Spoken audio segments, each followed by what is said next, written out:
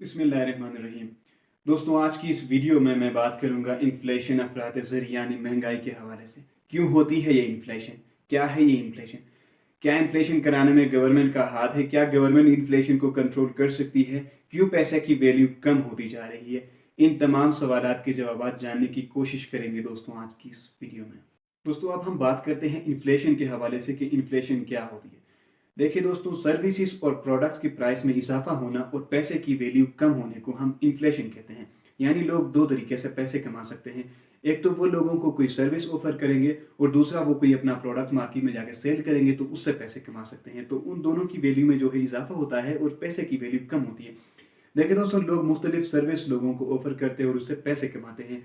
एक बंदा वकील है, एक डॉक्टर है, एक नाई है, एक इलेक्ट्रिशियन है, एक प्लम्बर है, वो अपने सर्विसेज लोगों को प्रोवाइड करते हैं और उससे पैसे कमाते हैं।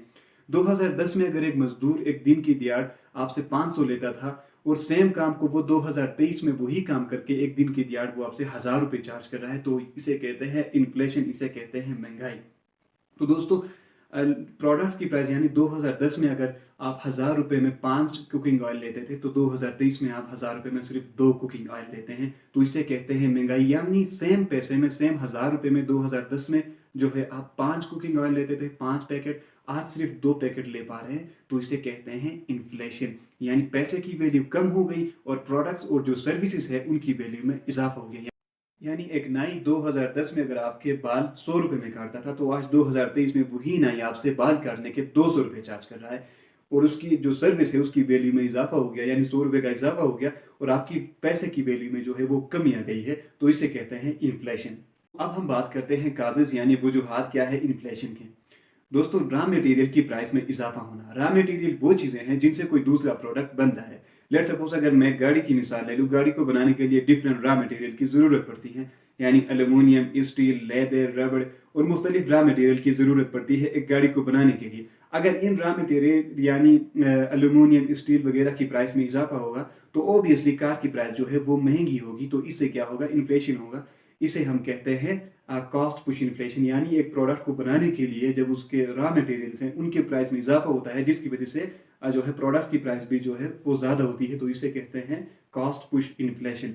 अगर मैं दूसरा एग्जांपल ले लूँ यहाँ पे फर्नीचर का, तो फर्नीचर को बनाने के लिए कपड़े, लेदर और लकड़ी की ज़रूरत पड़ती है। तो अगर लकड़ी की प्राइस में इजाफा होता है तो ओबियसली जो है फर्नीचर की प्राइस भी जो है वो ज़्यादा होगी। तो इसे कहते हैं कॉस्ट पुश इन्फ्लेशन। दोस्तों, इन्फ्लेशन का जो दूसरा रीज़न है वो है प्रोडक्ट की सप्लाई कम होना और उसका डिमांड ज़्यादा होना। यानी एक प्रोडक्ट को खरीदने वाले लोग बहुत ज़्यादा होते हैं और उसको बेचने वाले लोग कम होते हैं। तो इसको कहते हैं डिमांड पुल इन्फ्लेशन। यानी खरीदने वाले लोग बहुत ज़्यादा होते हैं, उस प्रोडक्ट की डिमांड जो है वो बहुत ज़्यादा होती है। ये उस वक्त होता है जब लोगों के पास बहुत ज़्यादा पैसा होता है। यानी ज़्यादा लोगों के पास जब ज़्यादा पैसा होता है तब ये इन्फ्लेशन होती है। अब हम डिमांड पुल इन्फ्लेशन को एग्जाम्पल के ज़रिए समझते हैं। आप फर्ज करें एक प्रॉपर्टी डीलर है, उनके पास बेचने के लिए 10 घर है और खरीदने वालों की तादाद 10,000 है। तो इसमें क्या हो गया? डिमांड बहुत ज़्यादा है, यानी 10,000 लोगों की डिमांड है और बेचने वाले कितने हैं? सिर्फ 10 घर है बेचने के लिए, लेकिन डिमांड बहुत ज़्यादा है, सप्लाई जो है वो बहुत कम है। तो इसमें क्या होगा? इसमें प्रॉपर्टी डीलर जो है वो मौके से फ़ायदा उठाएगा और वो क्या करेगा? उनके पास जो घर है उनकी कीमतों में इजाफा करेगा और कीमतें तब तक बढ़ाएगा जब तक कि 10,000 में से सिर्फ और सिर्फ 10 लोग ही अफोर्ड कर सके और 10 लोग ही उन घरों को जो है वो खरीद सके। तो इसे कहते हैं डिमांड पुल इन्फ्लेशन। यानी डिमांड बहुत ज़्यादा होती है और सप्लाई उसकी कम होती है, तब जाके जो है इन्फ्लेशन होती है। इन्फ्लेशन की एक और वजह यह है कि एक कंपनी जो कि मुख्तलिफ प्रोडक्ट बनाती है तो उसमें बहुत सारे वर्कर्स जो है वो काम करते हैं और वर्कर्स जब डिमांड करते हैं कि उनकी तनख्वाहों में इजाफा कर दिया जाए और फैक्ट्री का मालिक जब अपने वर्कर्स की तनख्वाहों में इजाफा करता है तो ऑब्वियसली वो जो प्रोडक्ट बनाता है उसमें जो है वर्कर कॉस्ट या लेबर कॉस्ट जो है वो ज़्यादा उनको पड़ती है। तो वो क्या करता है? अपने वर्कर्स की तनख्वाहों को बढ़ाने के साथ साथ प्रोडक्ट की प्राइस में भी इजाफा करता है ताकि उनको जो है मुनाफा हो सके और वो उस प्रोडक्ट से जो है वो प्रॉफिट कमा सके। और जो वर्कर्स की तनख्वाहों में इजाफा करने की वजह से जो इन्फ्लेशन होती है उसे वेज पुश इन्फ्लेशन कहा जाता है। इन्फ्लेशन की एक और सबसे बड़ी वजह यह है कि गवर्नमेंट जब अपने रिसोर्सेज से ज़्यादा पैसे प्रिंट करती है तो इन्फ्लेशन होती है। गवर्नमेंट अगर रिसोर्सेज से ज़्यादा पैसे प्रिंट करेगी, इससे लोगों के मसाइल हल नहीं होंगे बल्कि इन्फ्लेशन और ज़्यादा बढ़ेगी। इसे हम मॉनिटरी इन्फ्लेशन कहते हैं।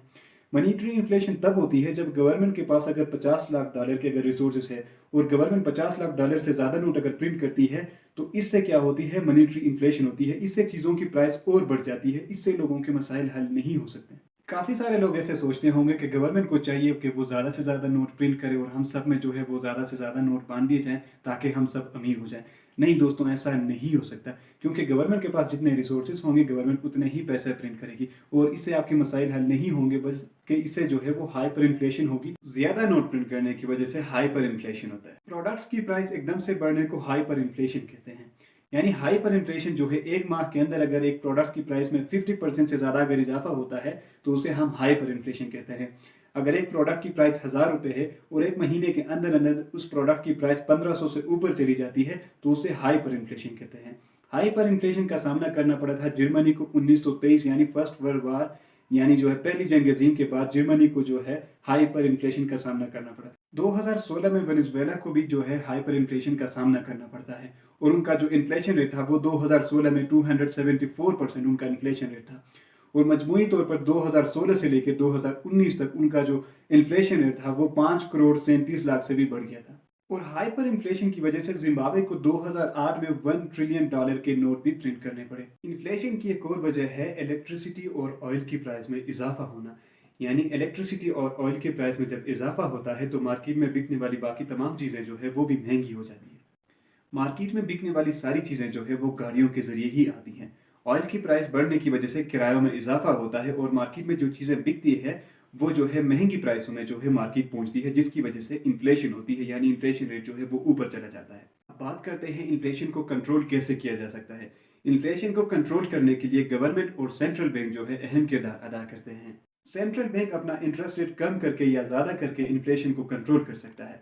अगर मुल्क के अंदर पैसे की सर्कुलेशन ज़्यादा होगी तो सेंट्रल बैंक क्या करेगा, वो अपना इंटरेस्ट रेट बढ़ाएगा ताकि कमर्शियल बैंक जो है वो उनसे कम लोन ले सके और जो लोग हैं मुल्क के अंदर आवाम जो है वो कमर्शियल बैंकों से कम लोन ले सके ताकि पैसे की जो सर्कुलेशन है वो कम हो सके और इस तरह करके जो है इन्फ्लेशन रेट को कम किया जा सकता है।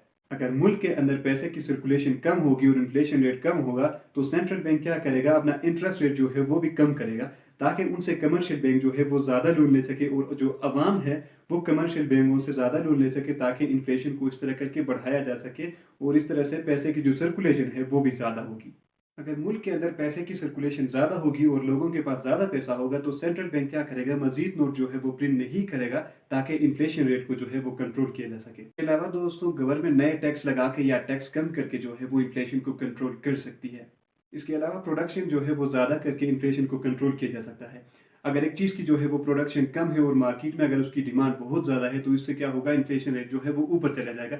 तो इसको कंट्रोल करने के लिए क्या होगा, प्रोडक्शन को बढ़ाना पड़ेगा, यानी ज़्यादा प्रोडक्शन करने की वजह से जो है फिर इन्फ्लेशन रेट जो है वो कम होगी और इस तरह से इन्फ्लेशन को कंट्रोल किया जा सकता है। इसके अलावा पैसे की वैल्यू को बढ़ा के इन्फ्लेशन रेट को कंट्रोल किया जा सकता है।